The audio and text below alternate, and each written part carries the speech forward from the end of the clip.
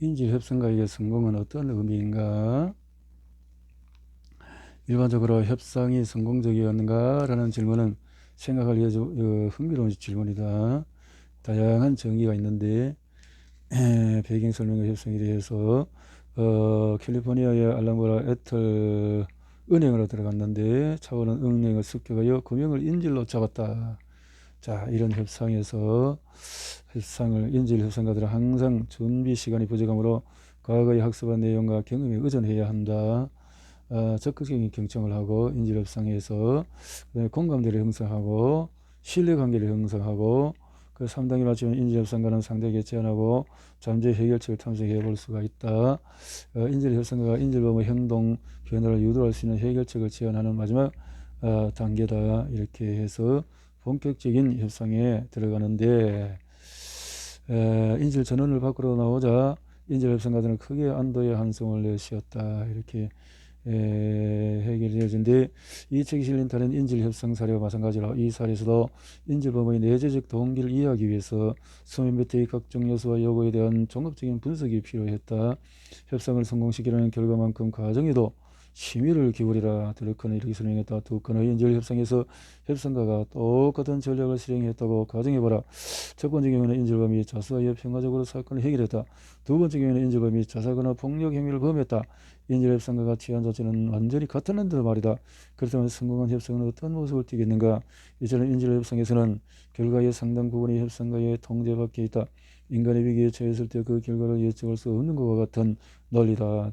따라서 같은 전략을 작용해도 그 결과를 예측할 수가 없는 것이다. 이렇게 주짓수 기술을 사용하라. 주짓수 기술이라는 개념을 논한다. 주짓수 기술은 상대의 관심을 협상의 이점으로 돌릴 수 있는 여러 방식으로 상대가 자신의 입장에 근거한 협상을 하지 못하도록 반격하는 기술이다. 이때의 관건은 상대의 입장을 비판하거나 거부하지 않는 것이다. 상대가 자기 방어적으로 치닫게 할 뿐이다. 상대가 당신의 입장이나 접근 도구에 공격을 가하면 그 비난과 비판을 밀어내려 하지 말라.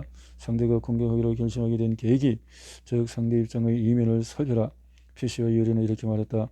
이도와 조지스와 같은 동양 모슬에서처럼 직접적으로 당신의 강점을 상대의 강점으로 반격하지 않아야 한다. 자, 당신의 생각을 방어하지 않고 당신을 공격으로 치환한다. 질문 후에는 침묵을 지킨다. 이렇게 질문 후에는 지나친 공감 표현. 인질 협상가들은 가끔 지나치게 공감을 표현해서 과잉 공감으로 사태를 그르치기도 한다. 인질 협상가가 당신의 경우를 저도합니다. 와 같은 말을 하는 경우가 이에 해당한다. 현실적으로 인질 협상가는 인질범의 상황에 있어서 본 적이 없었기 때문에 그 기밀을 전혀 알지 못한다. 드러큰 억지로 공감하려는 태도는 오히려 역효과를 낳을 뿐이며 선을 넘지 않도록 주의해야 한다고 설명한다. 그렇네요. 그렇네요. 주짓수. 그렇죠. 너무 과도하게 진실하지 못하면 안 된다는 거죠. 조직체의 이름은 그 이면의 요소와 협상 노하우, 조직체는 기관명이나 회사명을 이용해서 존재를 드러내고 조직체의 사업 목표에 대한 정보도 암시한다. 조직명, 이번에서 법률사무소의 한 직원이 들려준 사례다. 그는 한 의뢰인의 공익 변론을 맡고 있다. 두 기관이 같은 도시에 투입되자 혼선이 일기 시작했다라는 거죠.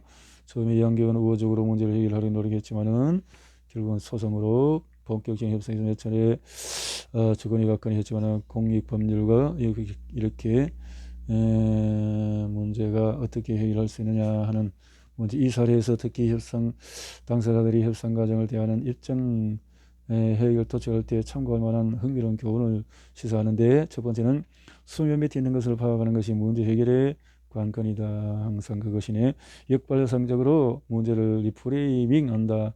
정재인은 문제를 뒤집어 놓고 접근하여 매우 혁신적인 창의적인 사고를 발휘했다. 정재인은 문제를 피고가 자체적으로 해결한다는 기존 생각을 버리고 현재의 문제를 두 기관이 함께 풀어가야 하는 프레이밍으로 했다. 그 결과 정재인은 새로운 사고방식을 유도하는 질문을 할 수가 있었고, 이렇게 외부인의 관점이 불러오는 신선한 가치는 두 번째 경우와 같이 맥락에서 이 사례의 주요 교훈은 외부인의 역할이 단비가 될 수 있다는 점이다. 그리고 협상에서 힘과 권리가 최고의 해결책을 보장해 주진 않는다. 마지막으로 이 사례는 한 척이 힘과 권리 상표권의 형태를 지닐 때 이러한 권리를 행사하는 것이 협상을 성공으로 이끄는 최상의 방법이 아니다라는 거죠. 자, 계약 협상 시 안건을 프레이밍하는 방법은 계약서 작성할 때 계약서를 어떻게 본격적인 협상에서 어떻게 해결해 나가느냐 하는 것이고, 바이어는 이래서 이번 사례에서 유용한 것은 교훈의 조합이라고 할 수가 있다. 상대를 자신이 원하는 방향으로 이끄는 동인 제시하는 방식과 협상의 주도권을 확보한다. 자, 그리고 프레이밍의 위력과 협상의 여지를 계약 프레임 주도권을 갖는 것, 계약 협상에서 계약은 제가 작성하겠습니다. 이렇게 객관적인 기준을 이용하면 협상에서 유리하다. 그렇죠. 하나의 협상이 예상치 못한 결과 함께 또 다른 협상으로 이어진다.